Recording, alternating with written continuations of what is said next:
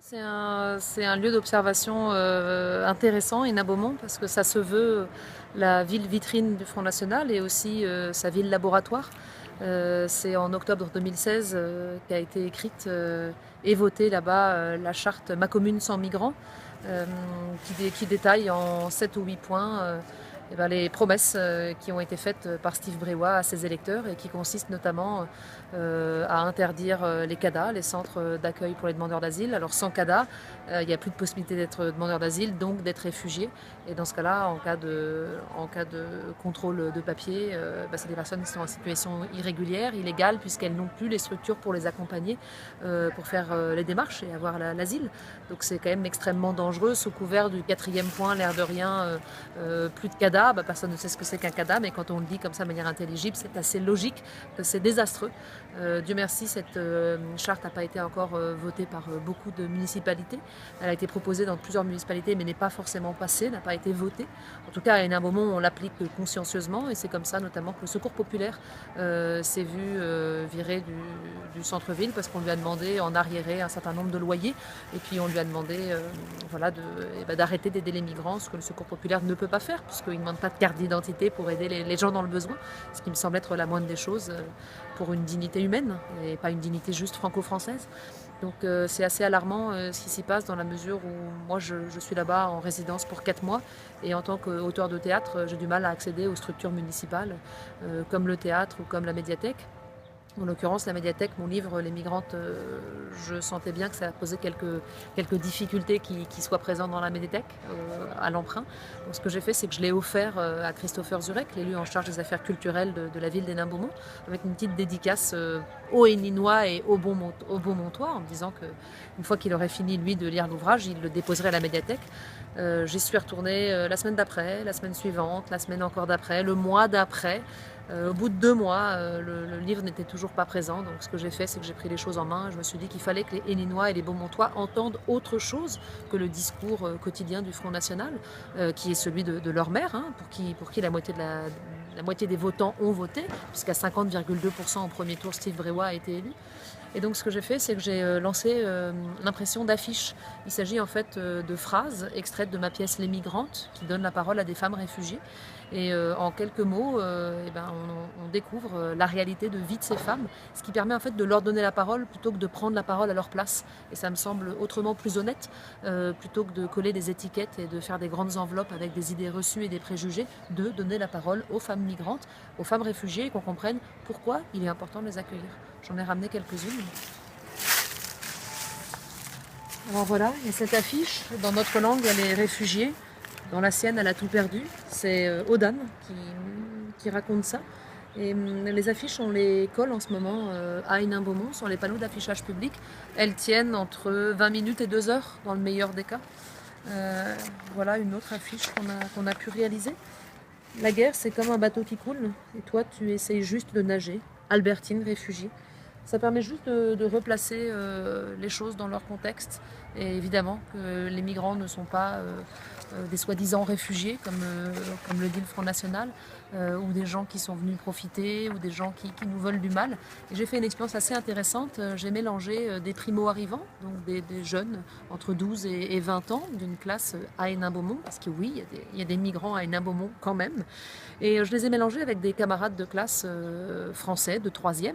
Et j'ai organisé une rencontre avec eux. Et entre eux, j'avais laissé de quoi peindre, une feuille et quelques pinceaux. Et je dois reconnaître que quand j'ai ouvert la porte et que j'ai annoncé aux élèves de 3e qu'ils allaient rencontrer des migrants, il y a eu un petit froid. Les élèves ont reconnu après coup qu'ils étaient stressés. 5 sur 10 sur l'échelle, c'est dire. Et on a travaillé justement sur le retour de cette expérience. Mais avant de parler du retour de l'expérience, revenir sur comment ça s'est passé. Et au bout de quelques minutes, les élèves, les uns les autres, s'empruntaient les pinceaux, étaient en train d'échanger les couleurs, de chercher si c'était plutôt cacao ou noir pour le teint de Madalena. Ils n'étaient pas d'accord là-dessus. Et en fait, très rapidement, c'était à nouveau des enfants qui chahutaient ensemble. Et au bout de 20 minutes, une des élèves m'a dit « Madame, ils viennent quand les migrants en fait ?» Ils sont en face de toi. Et alors là, déception, ça ne correspondait pas du tout aux descriptions qu'elle avait pu entendre à la télé, dans la bouche de certains politiciens, ou même dans la rue à Hénin-Beaumont. Donc ce travail-là que je mène avec les jeunes, avec mes élèves, C'est à Hénin-Beaumont même.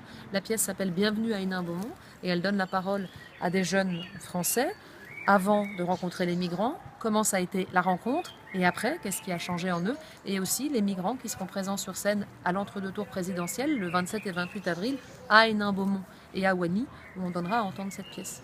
Voilà, donc ça c'est un exemple d'action que j'essaie de faire sur le terrain, où j'essaie de pas y aller trop violemment, mais au contraire de passer par la découverte et par l'expérience. C'est eux qui se font leurs idées. Et quand je leur demande pourquoi les gens ont peur des migrants, ils me disent mais juste parce qu'ils n'en ont jamais rencontré. Et il suffit de passer 5 minutes avec Ibrahim ou Manal pour voir qu'ils sont comme nous, qu'ils sont sympas. Et ils sont même allés plus loin pour voir que ça va devenir des amis. Et ils sont devenus amis. Je les ai retrouvés dans la cour de récréation la semaine dernière. Ils faisaient des tresses entre eux, ils jouaient et ils partageaient leur goûter. Et en fait on se dit ben voilà, si ça marche avec des élèves de 15 ans et qu'il m'a fallu 3 secondes pour casser la glace, c'est quand même ça tient à rien du tout. C'est quand même que ça tient à une peur qui ne devrait pas être là, qui ne devrait pas exister et qui a été créée par quelqu'un qui veut récupérer derrière quelque chose en échange. Alors voilà, on crée des fantômes et puis derrière on dit votez pour moi, je vous débarrasserai de ces fantômes. C'est Anouch Aschenburg qui nous l'avait prédit en 1943 en écrivant sa pièce On a besoin d'un fantôme, dans laquelle il est question d'un tyran qui crée des fantômes pour effrayer sa population et pour qu'elle vienne se réfugier dans son giron. C'est complètement ça. Beaucoup d'énergie positive quand même, dans la rue, dans les structures, les associations qui se mobilisent. Vous évoquiez le côté laboratoire de ce parti culture, entre guillemets, à Hénin-Beaumont. Le côté effrayant, le côté rassurant, c'est que l'énergie est vivante. Ouais, mais s'épuise peut-être. Sur place, c'est clair que ça se démène, il y a des belles énergies, mais les gens sont fatigués, les gens sont las, et surtout, ce qui est extrêmement dangereux, c'est qu'il y a pas mal de personnes qui s'interdisent de faire un certain nombre de choses, et c'est l'autocensure maintenant qui travaille. Moi, j'estime que le Front National, c'est 1% du travail, 1% de la censure, les 99 autres pourcents, c'est nous qui nous l'imposons, de peur des représailles, de peur des soucis. Par exemple, j'ai eu peur de faire ma pièce Bienvenue à Hénin-Beaumont. Pas pour moi, mais pour mes primo-arrivants qui sont sur scène. Si on leur demande leurs papiers, ils en ont pas. Donc qu'est-ce qui leur arrive après? Ils vont être dans le collimateur, ils sont dans une ville, ma commune, sans migrants. Qu'est-ce qui leur arrive? Ils habitent là avec leurs parents. Qu'est-ce qui va se passer derrière si quelqu'un de mal intentionné leur veut du mal, veut juste les exclure? Alors quoi? Il faut arrêter l'école, il faut arrêter le logement, on venait juste de reconstruire quelque chose de stable et il faut s'en aller. C'est dramatique dans une vie. Donc parfois on s'arrête en chemin parce qu'on se dit que d'autres vont payer pour nous. Et c'est ce qui se passe à grande échelle sur le territoire, ou alors les gens qui s'engagent sont extrêmement abîmés, fatigués. Je les vois tous les jours me dire que c'est lourd, qu'ils n'en peuvent plus, ils restent, ils s'accrochent. Mais moi je pense qu'ils ont besoin et d'un, d'énergie nouvelle et de deux, parfois d'un peu se reposer. Mais ils sont toute la journée au front, du matin au soir, et je ne sais pas où ils puisent leur énergie. Et du soutien des autres. Du soutien des autres, ouais. Moi, je vais là-bas vraiment en camaraderie maintenant. C'est fou comme je me suis attachée à ce territoire, comme j'y étais très très bien accueillie, aussi assez mal par certains, mais aussi très très bien par la plupart d'entre eux, et à quel point j'ai tissé des liens. Et c'est vrai que maintenant, je me sens un petit peu décalée en revenant à Strasbourg, parce que j'ai l'impression qu'à Hénin-Beaumont, j'ai aperçu une réalité qui pourrait devenir la nôtre si les élections se passaient d'une certaine manière. Et ça, c'est pas possible, parce que je vois ce qui se passe avec la presse locale, qui est raillée, qui est menacée, qui est décrédibilisée. Je vois comment ça se passe pour l'opposition au conseil municipal, à qui on coupe les micros quand Bruno Bilde ou Steve Bribois donnent la parole à Marine Tondelier, élue de l'opposition. Ils la tutoient systématiquement alors qu'elle demande à ce qu'on la vouvoie. Ils lui coupent le micro. Ils l'ont appelée roquet, ils l'ont appelée hystérique. Quand David Noël, élu PC à Hénin-Beaumont d'opposition, prend la parole, Steve Bribois dit en riant « Le dernier stalinien de France va prendre la parole ». Et à ce moment-là, l'ensemble de l'Assemblée rit, puisqu'effectivement, ce ne sont que des frontistes qui sont présents dans la salle. Et donc, on voit l'instrumentalisation. On ne va pas au conseil municipal, on va au cirque et on assiste à un lynchage public. Et je vois les élus qui s'effondrent les uns après les autres parce que c'est dévastant. Alors heureusement, il y en a qui restent, il y en a qui tiennent. Je pense à Marine Tondelier qui me semble extrêmement courageuse, mais elle est jeune. Elle a 30 ans et est-ce qu'elle ne va pas y laisser une partie de sa santé? Moi, je la sens vraiment très, très, très, très engagée et surtout très honnête dans sa démarche. elle ne vote pas systématiquement contre les propositions du FN. Elle ne fait pas de l'anti-jeu, elle essaie d'être là pour la démocratie. Et pourtant, dans la Gazette municipale, tous les jours, tous les mois, dès qu'on parle d'elle ou des autres, on dit les revanchards. Voilà, il y a des termes utilisés, hostiles, systématiquement. C'est pas vrai, c'est de la désinformation. On est vraiment dans un système. Il y a un nouveau langage mis en place, ça me rappelle quelque chose. Il y a une propagande mise en place et il faut faire de la contre-information. Voilà. Justement, quand vous dites que ça résonne effectivement dans votre travail que vous menez depuis très longtemps sur la résistance, la culture, en partie dans les camps. Oui, je citerai des grandes résistantes françaises. Germaine Tillion qui disait la première arme, c'est pas la mitraillette, c'est l'information. Si tu as une mitraillette et que tu comprends pas le contexte et que c'est pas intelligible ce qui se passe, tu vas tirer dans le tas et tu vas faire un massacre pour rien.